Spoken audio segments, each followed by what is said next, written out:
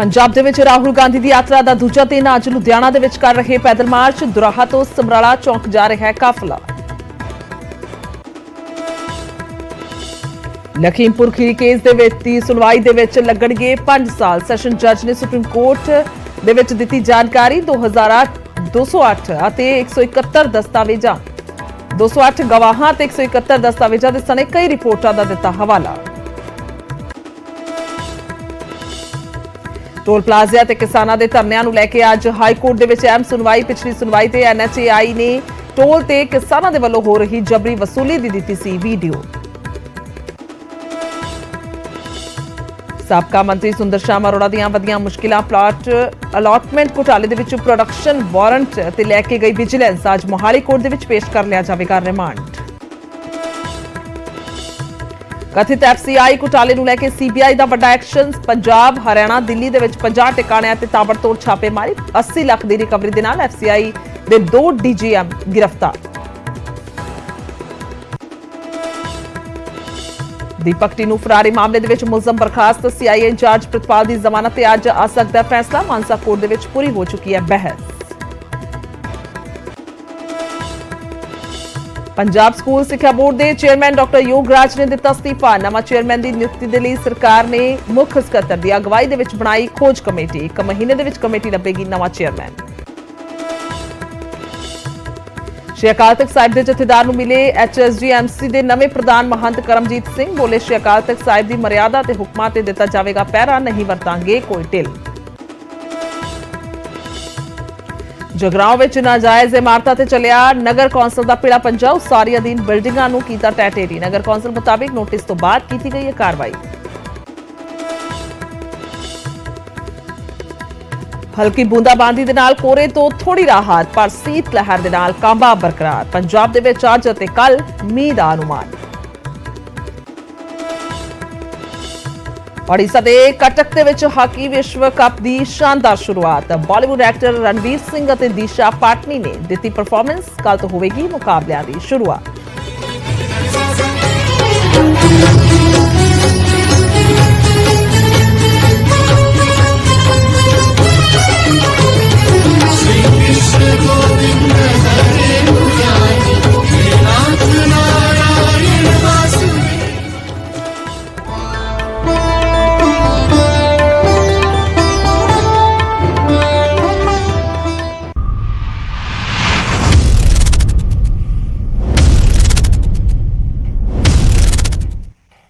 सत श्री अकाल। न्यूज़ 18 पंजाब हरियाणा देख रहे सारे दर्शकों का स्वागत है। मैं तुहाडे नाल खुशबू संधू। तो बुलेटिन दे विच हर वड्डी ते छोटी खबर ते नजर पावांगे।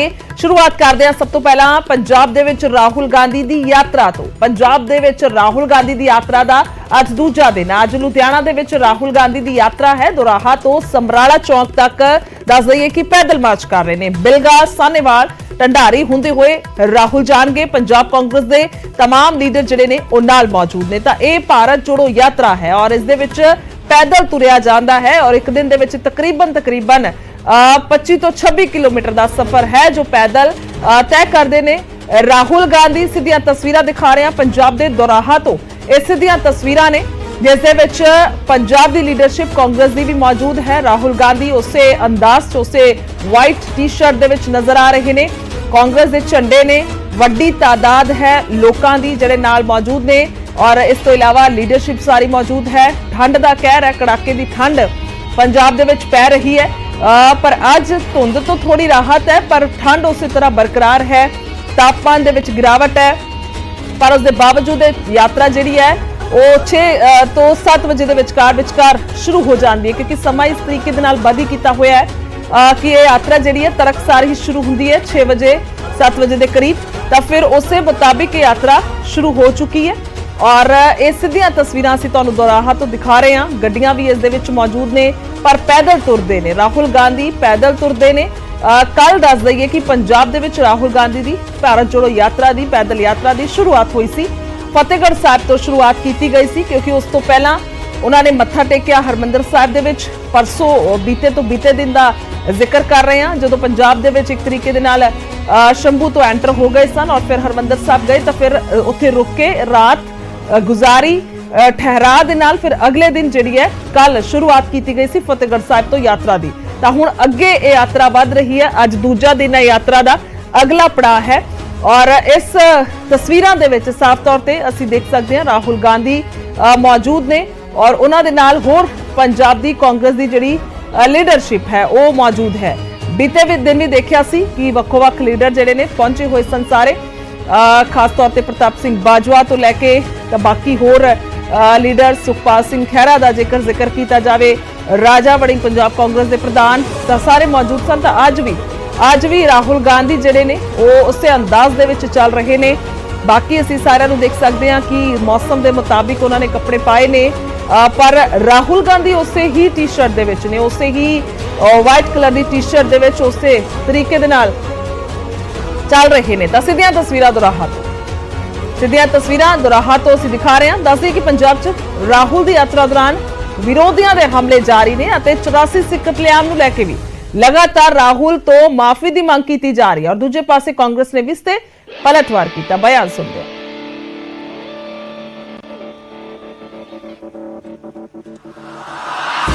हरमंदिर साहब के बिल्कुल बाहर अकाल तख्त साहब है। अच्छा होता राहुल गांधी जाते अकाल तख्त पे जाते और जाकर कहते कि मैं अपने परिवार की गलतियों के लिए माफ़ी मांगने आया हूँ। जो गलती मेरे दादी ने करी, जो मेरी गलती मेरे चाचा ने करी, संजय गांधी ने, इंदिरा गांधी ने, और जो गलती मेरे पिता ने करी, उसकी मैं माफ़ी मांगने आया हूँ।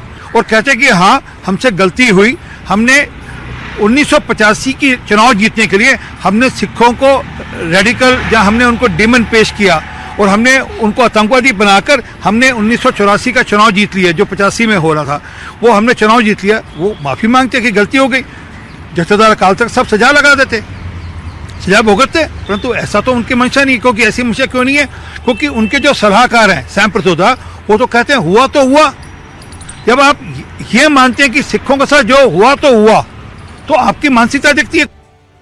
ये सारी दी सारी ड्रामेबाजी, नटंकीबाजी और कैमरे च फोटोआं लवाउण दी एक राहुल गांधी दी भारत जोड़ो यात्रा है। इस तो ज्यादा कुछ नहीं, ना ਇਹਦਾ ਸਿੱਖਾਂ ਨਾਲ ਪਿਆਰ ਆ, ਨਾ ਦਸਤਾਰ ਨਾਲ ਪਿਆਰ ਆ, ਨਾ ਗੁਰੂਆਂ ਨਾਲ ਪਿਆਰ ਆ।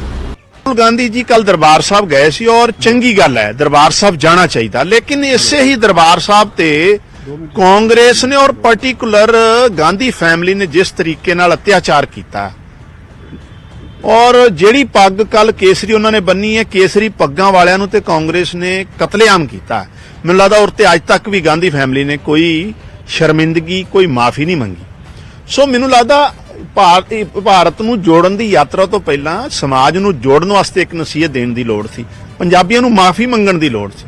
उस ते कोई इस करके बहुत ज्यादा फर्क नहीं पैना। वैसे भी भारत जोड़न दा ते मैनूं पता नहीं है, कांग्रेस जिस तरह नाल बिखरी पई आ आउण वाले टाइम 'ਚ ਉਹਦੀ ਐਗਜ਼ਿਸਟੈਂਸ ਮੈਨੂੰ ਲੱਗਦਾ ਖਤਮ ਹੋ। ਤੁਸੀਂ ਗੱਲ ਮਾਫੀ ਦੀ ਕਰਦੇ ਹੋ, ਉਹ ਇਨਸਾਨ ਜਿਹੜਾ ਦਰਬਾਰ ਸਾਹਿਬ ਦੇ ਮੂਹਰੇ, ਗੁਰੂ ਗ੍ਰੰਥ ਸਾਹਿਬ ਜੀ ਦੇ ਮੂਹਰੇ ਪਵਿੱਤਰ ਹਮੇਸ਼ਾ ਤੇ ਕੱਲ ਵੀ ਜਦੋਂ ਉਹ ਸਿਰ ਝੁਕਾ ਕੇ ਹੱਥ ਜੋੜ ਕੇ ਜਦੋਂ ਉਹ ਸਾਡੇ ਗੁਰੂ ਦੇ ਮੂਹਰੇ ਖੜੇ ਸੀ ਤੇ ਉਹਨਾਂ ਦੀਆਂ ਅੰਦਰਲੀਆਂ ਭਾਵਨਾ ਦੇਖੋ ਤੁਸੀਂ, ਉਹ ਕੀ ਹੋਣਗੀਆਂ, ਉਹ ਕੀ ਗੁਰੂ ਤੋਂ ਜਾਂ ਗੁਰੂ ਦੇ ਨਾਲ ਕਿਸ ਤਰੀਕੇ ਦੀ ਉਹ ਆਪਣੀ ਭਾਵਨਾ ਨੂੰ ਲੈ ਕੇ ਆਏ ਆ।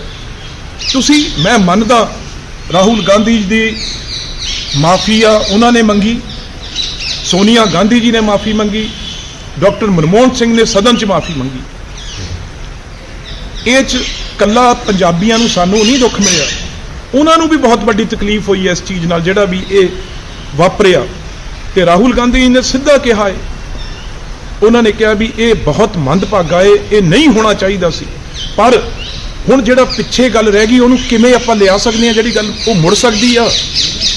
ਜੇ ਅੱਗੇ ਜਿਹੜਾ ਆਪਣਾ ਫਿਊਚਰ ਆ ਉਹਨੂੰ ਕਿਸ ਤਰੀਕੇ ਨਾਲ ਆਪਾਂ ਸਵਾਰੀਏ, ਫਿਊਚਰ ਦੇ ਵਿੱਚ ਆਪਾਂ ਕਿਵੇਂ ਇਹੋ ਜਿਹੀਆਂ ਗੱਲਾਂ ਸਾਡੇ 'ਚ ਨਾ ਹੋਣ, ਆਪਸੀ ਭਾਈਚਾਰਾ ਸਾਂਝ ਸਾਡਾ ਬਣਿਆ ਰਹੇ, ਕਿਵੇਂ ਸਾਡੇ ਦੇਸ਼ ਨੂੰ, ਭਾਰਤ ਨੂੰ ਜੋੜ ਕੇ ਅੱਗੇ ਵੱਧ ਸਕੀਏ ਵੀ ਇਹੋ ਜਿਹੀਆਂ ਚੀਜ਼ਾਂ ਕਦੇ ਨਾ ਹੋਣ। ਇਸ ਕਰਕੇ ਉਹ ਜ਼ਖਮ ਨੇ ਜਿਹੜੇ, ਉਹ ਚਾਹੇ ਆਪਣੇ ਸਾਰਿਆਂ ਤੇ ਆ, ਉਹ ਜ਼ਖਮ ਗਾਂਧੀ ਪਰਿਵਾਰ ਤੇ।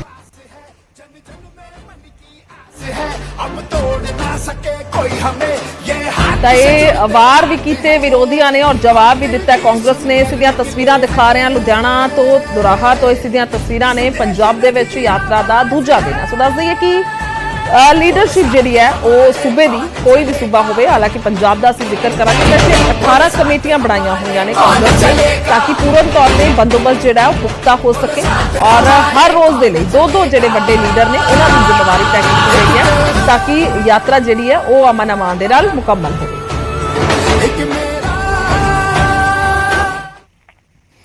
ਅੱਗੇ ਵਧਾਂਗੇ, ਉਧਰ ਲਖੀਮਪੁਰ ਖੀਰੀ ਕੇਸ ਦੀ ਸੁਣਵਾਈ ਦੇ ਵਿੱਚ 5 ਸਾਲ ਲੱਗਣਗੇ। ਜੀ ਹਾਂ, ਸੈਸ਼ਨ ਜੱਜ ਨੇ ਸੁਪਰੀਮ ਕੋਰਟ ਦੇ ਵਿੱਚ ਇਹ ਜਾਣਕਾਰੀ ਦਿੱਤੀ ਹੈ। ਚਿੱਠੀ ਦੇ ਵਿੱਚ ਕਿਹਾ ਗਿਆ ਹੈ ਕਿ ਕੇਸ 'ਚ ਸ਼ਿਕਾਇਤ ਪੱਖ ਦੇ 208 ਗਵਾਹ ਨੇ ਤਾਂ ਇਹ ਜਾਣਕਾਰੀ ਦਿੱਤੀ ਹੈ ਸੈਸ਼ਨ ਜੱਜ ਨੇ ਸੁਪਰੀਮ ਕੋਰਟ ਦੇ ਵਿੱਚ ਕਿ 5 ਸਾਲ ਲੱਗਣਗੇ ਲਖੀਮਪੁਰ ਖੀਰੀ ਦੀ ਜਿਹੜੀ ਸੁਣਵਾਈ ਹੈ ਉਸ ਦੇ ਵਿੱਚ। ਕੇਸ ਦੇ ਵਿੱਚ ਸ਼ਿਕਾਇਤ ਪੱਖ ਦੇ 208 ਗਵਾਹ ਨੇ ਜ਼ਿਕਰ ਕੀਤਾ ਗਿਆ ਹੈ। ਇਸ ਤੋਂ ਇਲਾਵਾ ਜੇਕਰ ਗੱਲ ਕੀਤੀ ਜਾਵੇ ਤਾਂ 171 ਦਸਤਾਵੇਜ਼ਾਂ ਅਤੇ FSL ਦੀਆਂ 27 ਰਿਪੋਰਟਾਂ ਦਾ ਹਵਾਲਾ ਦਿੱਤਾ ਗਿਆ। ਸਧਾਰਨ ਢੰਗ ਦੇ ਨਾਲ ਸੁਣਵਾਈ ਕਰਨ ਦੇ ਵਿੱਚ 5 ਸਾਲ ਲੱਗਣਗੇ ਕਿਹਾ ਗਿਆ। ਆਸ਼ੀਸ਼ ਮਿਸ਼ਰਾ ਦੀ ਜ਼ਮਾਨਤ ਅਰਜ਼ੀ ਤੇ ਸੁਣਵਾਈ ਜਿਹੜੀ ਹੈ ਉਹ 19 ਜਨਵਰੀ ਤੱਕ ਟਲੀ ਹੈ। ਦੱਸਦੇ ਕਿ ਸੁਣਵਾਈ ਦੌਰਾਨ ਸੁਪਰੀਮ ਕੋਰਟ ਦੇ ਵਿੱਚ ਲਖੀਮਪੁਰ ਖੀਰੀ ਕੋਰਟ ਦੇ ਐਡੀਸ਼ਨ ਸੈਸ਼ਨ ਜੱਜ ਦੀ ਰਿਪੋਰਟ ਵੀ ਪੜ੍ਹੀ ਗਈ ਹੈ, ਜਿਸ ਦੇ ਵਿੱਚ ਕਿਹਾ ਗਿਆ ਕਿ ਮੁਕੱਦਮੇ ਦੀ ਸੁਣਵਾਈ ਪੂਰੀ ਹੋਣ ਵਿੱਚ 5 ਸਾਲ ਲੱਗਣਗੇ।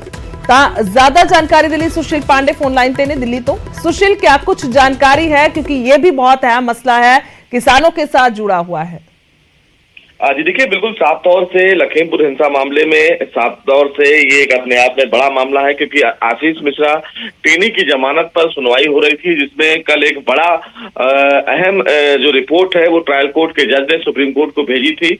हालांकि ट्रायल कोर्ट के जज की तरफ से ये जानकारी सुप्रीम कोर्ट को मुहैया कराई गई कि इस पूरे मामले में जो ट्रायल है उस ट्रायल को पूरा करने में कम से कम 5 साल का समय लग सकता है। हालांकि सुप्रीम कोर्ट में जो रिपोर्ट दाखिल की गई उस रिपोर्ट के मुताबिक ये बताया गया ट्रायल जज के द्वारा कि इस मामले में 208 गवाह हैं, 171 दस्तावेज और 27 फॉरेंसिक साइंस लेबोरेटरी की रिपोर्ट्स है और इन तमाम चीजों को कंसीडर करने में कम से कम 5 साल का समय लग जाएगा।